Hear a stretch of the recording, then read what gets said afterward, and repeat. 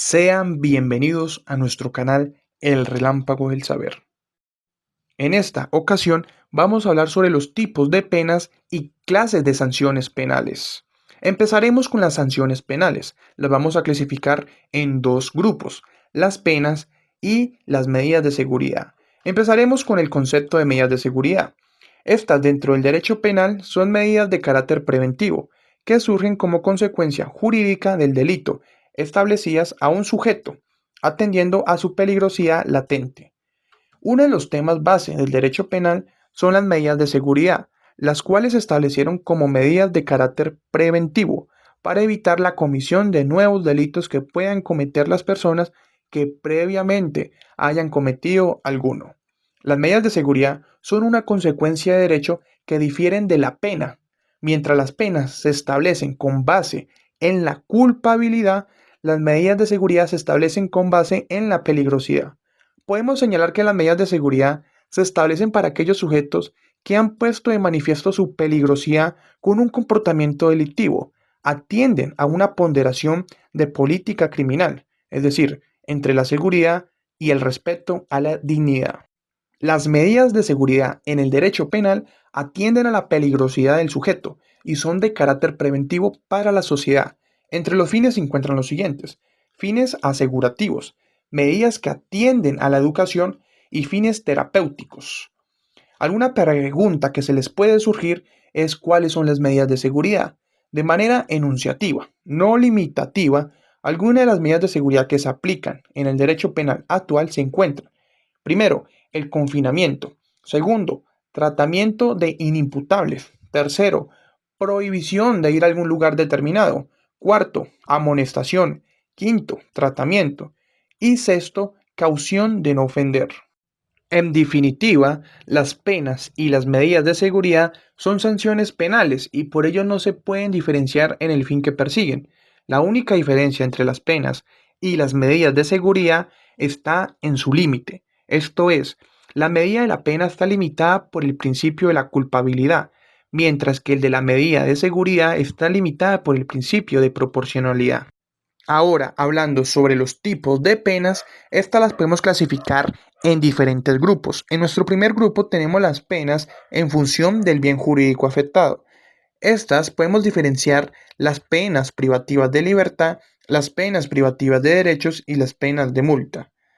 En las penas privativas de la libertad podemos ver la pena de prisión, de localización permanente, o bien la responsabilidad penal subsidiaria por impago de multas.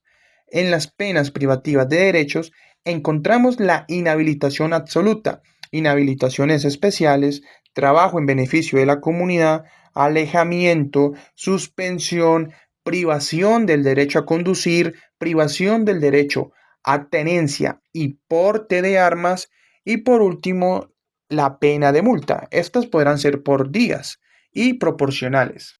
En el segundo grupo tenemos las penas en función del carácter con el cual se imponen. En función del carácter con el cual se imponen, podemos diferenciar entre las penas principales y penas accesorias. Las penas principales aparecen impuestas específicamente en un delito y no dependen de otras para su imposición. Las penas accesorias no están previstas específicamente para el delito, sino que dependen de la imposición de una pena principal, acompañan a otras penas y su duración depende de estas. En el tercer grupo tenemos las penas en función de su composición. En función de su composición diferenciamos entre las penas únicas, penas cumulativas y penas alternativas. Las penas únicas son aquellas que consisten en una única pena de determinada naturaleza. Así, por ejemplo, es una pena única la establecida para el delito del homicidio, que consiste solamente en la pena de prisión, ya sea de 10 a 15 años. Tenemos las penas cumulativas. Las penas cumulativas son aquellas que están constituidas por la acumulación de dos o más penas de distinta naturaleza, que deberán aplicarse conjuntamente. En estos casos no pueden hablarse de pluralidad de penas. Y por último, las penas alternativas. Las penas alternativas son aquellas penas de distinta naturaleza que el legislador establece para un delito, con el fin de que el juez pueda optar en el caso concreto por una sola de ellas con exclusión de otra. En el cuarto grupo tenemos las penas en función del momento de su determinación. Estas se clasifican en penas originarias y en penas sustituyentes. Las penas originarias son las que establece el legislador como una pena típica para un delito determinado. Por otro lado, las penas sustituyentes son aquellas penas de naturaleza distinta a la de una pena originaria, ya impuesta en la sentencia condenatoria que el juez puede imponer en lugar de aquella. Y en el último grupo tenemos las penas en función de quién las reciba. Las penas en función de quién las reciba se dividen en penas personales y penas impersonales. Las penas personales están dirigidas a personas físicas, a personas naturales. Por otro lado, las penas impersonales se dirigen a personas jurídicas.